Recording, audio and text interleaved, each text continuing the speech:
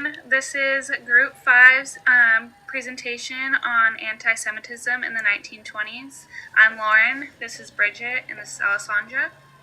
So basically, we will be discussing anti-Semitism as a whole, the history about it, and how it came about, and the impacts it had on the United States as well.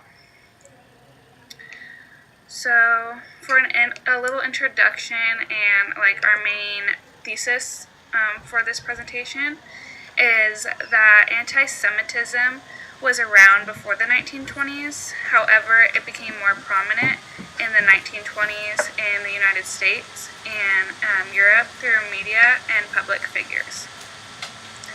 So, in reality, anti-Semitism is less common in the United States than it was in earlier times, but there are still many factors of hatred towards one another. So, a basic question is, what is anti-Semitism?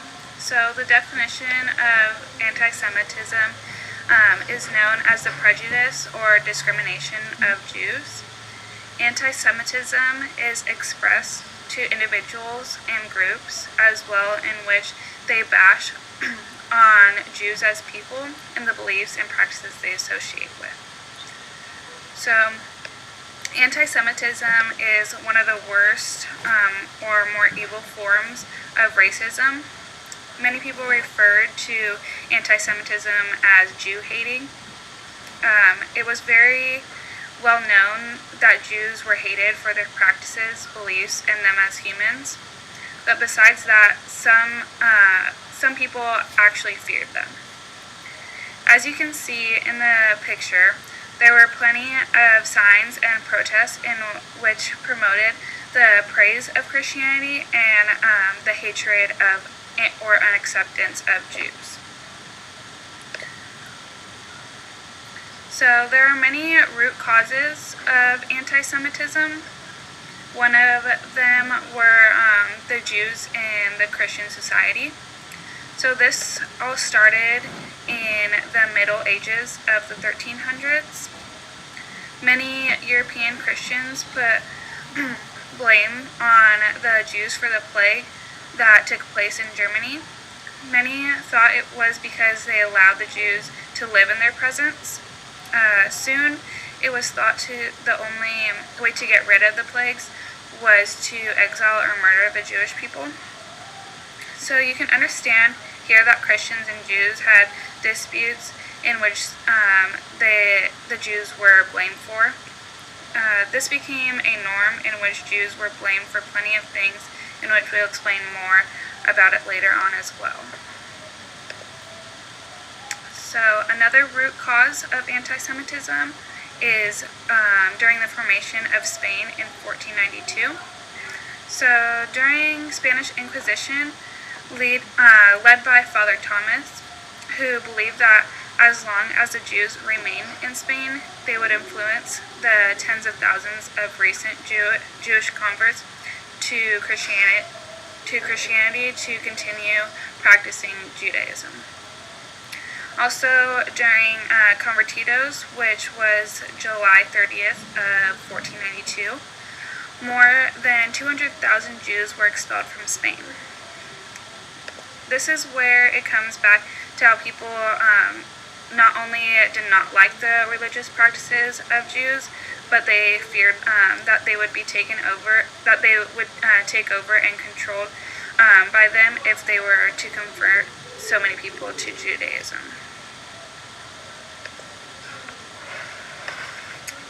So another root cause of anti-Semitism was during the Enlightenment period. So this is between 1750 and 1810. So many people in France denounced the prosecution of Jews and allowed citizenship to take place. However, Voltaire, who was an influential leader at the time, attacked Jewish particularism, stubbornness, perversity, and greed. Additionally, Voltaire felt that Judaism was bad, as well as the character of Jews according to the Bible.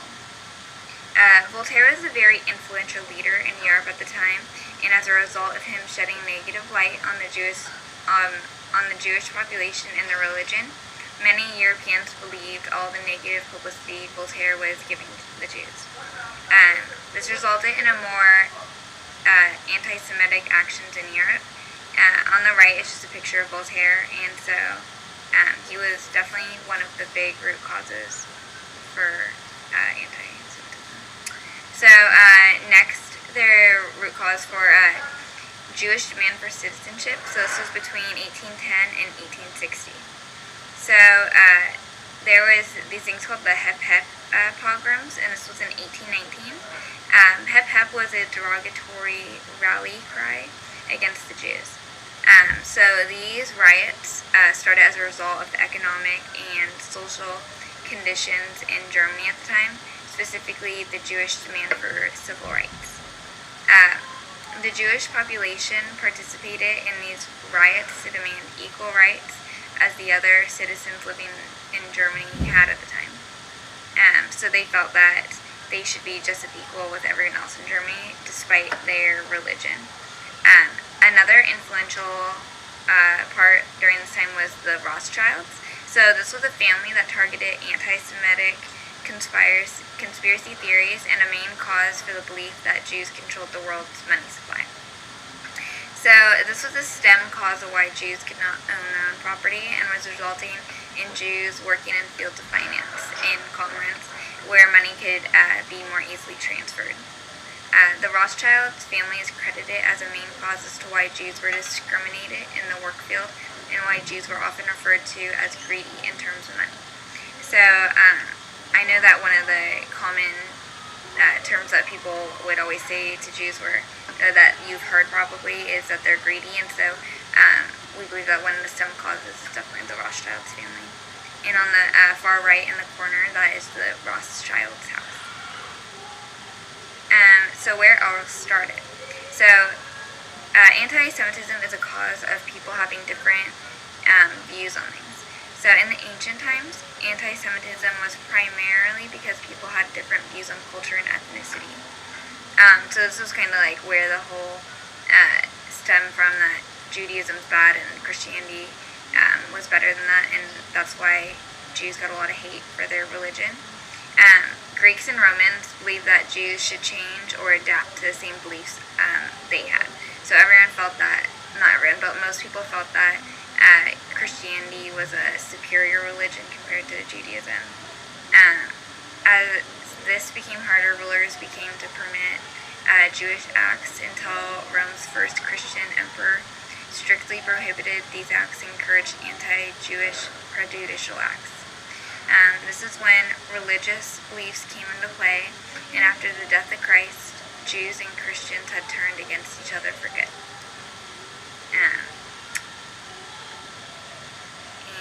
And this came about the same. Some Jews had supported the crucifixion of Christ, in which made them responsible for his death, which created a negative impact on Jews and made anti-Semitism a bigger aspect. So a lot of people blamed the Jews and their religion for the reason why Christ died, and that's another cause of why anti-Semitism was so prevalent. So anti-Semitism today. So anti-Semitism is mostly seen in western parts of Europe and in the Muslim world. However, it is still seen in the United States today. The picture on the right shows demonstrators protesting on the streets in the United States, many which occur in Washington and New York. They still believe that Judaism and Jews are a threat to Christianity. Although it may not seem as intense as in the late 30s and early 40s, there's still much hatred for the Jews.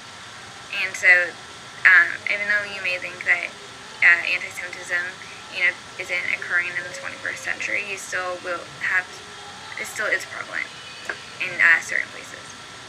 So, anti-Semitic cartoons. So the cartoon on the far left is an anti-Semitic cartoon published in Germany in a Nazi article.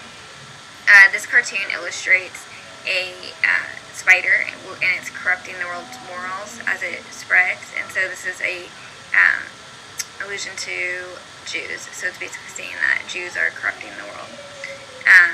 And then the comic on the far right comes from a children's book, which would translate it as "Don't trust the fox" or "Trust not the Jew." The sign reads, "Jews Not Wanted Here," that was published in a newspaper called Der Sturm in Germany in 1936. These comics were one source of the media that influenced the public's perception about the Jewish population and the start of anti-Semitic thoughts. Here are some more anti-Semitic cartoons. So the one on the far left, the caption is kind of hard to read, but it says, "In the almighty dollar, represented by God, said, 'Sacrifice a Muslim son, or else,' and George the W said, 'You've got it, Lord. It is this, if this improves my chances for a second term.'" This is a caricature in Tarshin, which shows that a bearded Jew with a bag stepping on Hitler to access an open safe filled with money on which is written U.S. This again shows the anti-Semitic idea that Jews are greedy, corrupted, and money hogging. And then the cartoon on the right is another caricature that emphasizes anti-Semitic ideas that were circulating at the time. The cartoon essentially mocks Jews through the Nazi standpoint. As you can see, there's a Nazi next to what looks like an unkept Jew. They're not shedding very positive light on them.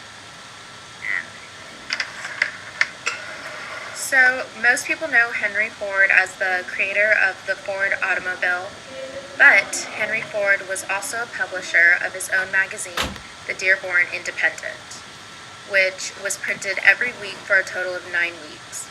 It mainly covered his hatred and blame for the Jews. His most famous stories were chosen to be put in a 4-volume set of anti-Semitic booklets or pamphlets published and distributed in the 1920s, called The International Jew. As you can see in the bottom right-hand corner, it's Henry Ford and his book. The overall theme of his 4-volume book was to put blame on the Jews for all the issues and the problems that were going on in America.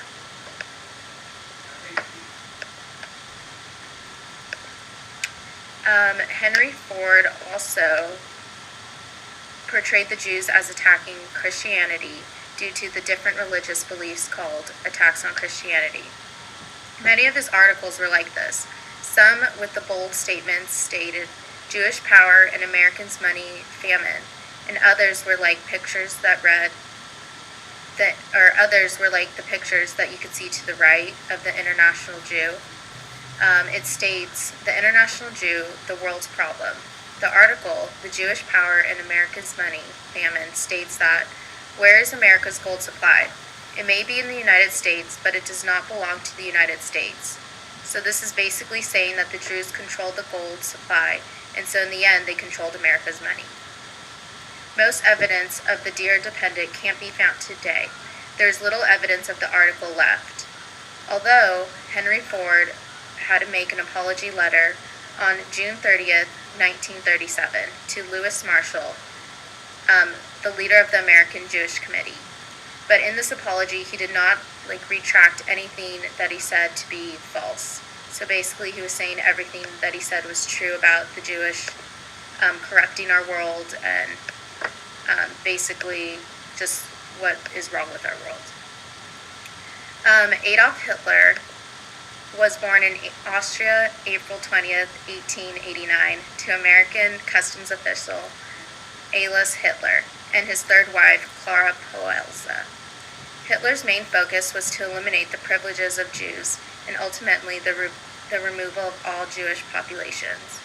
He tried to accomplish this by having concentration camps where many Jewish people suffered under harsh conditions. And many other harsh conditions that they went through was concentration camps and just a bunch of discrimination. Because the Nazi Party had such a big impact, it caused a big rise on anti-Semitism as well. Hitler wrote the book Mein Kampf that was inspired by Henry Ford's International Jew.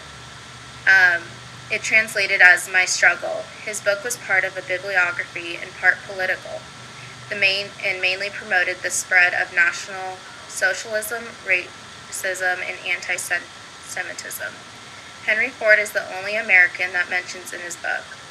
Hitler stated, as it's quoted, "Every year makes them," stating the American Jews, more and more controlling masters of the producers of the nations of 120 million.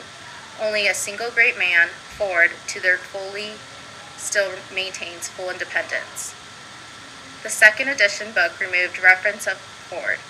This book became an instant hit at the time, which helped give the Nazi Party 107 seats out of 500 in the German parliament, which soon led to the transformation of Adolf Hitler from the German soldier to the leader of the Nazi Party. Shortly after he was elected, one of the biggest genocides in our world's history took place during World War II.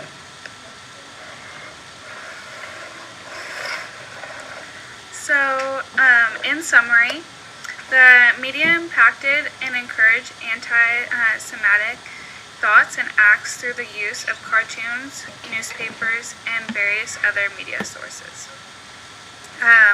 Public figures that are significant for anti-Semitism would be, to start off, the Christians and Jews who had major disputes regarding anti-Semitism and hatred towards one another. Also, Voltaire and Henry Ford. Henry Ford was one of the more significant people, but they were both influential leaders in which they influenced the acts of anti-Semitism. And also Hitler, whose main goal was to remove Jews and promote a negative view towards them. So overall, anti-Semitism has been around for years on years and have also reached the United States. I hope that you enjoyed this video, and I hope to see your comments soon. Thank you. Fuck yeah! I'm so happy! I just hope you can't hear all the karaoke, but if you I can, know. I don't care. I'll say we did it in a noisy freaking house. Okay, let's do... Okay, let me... Yeah, we're gonna post it.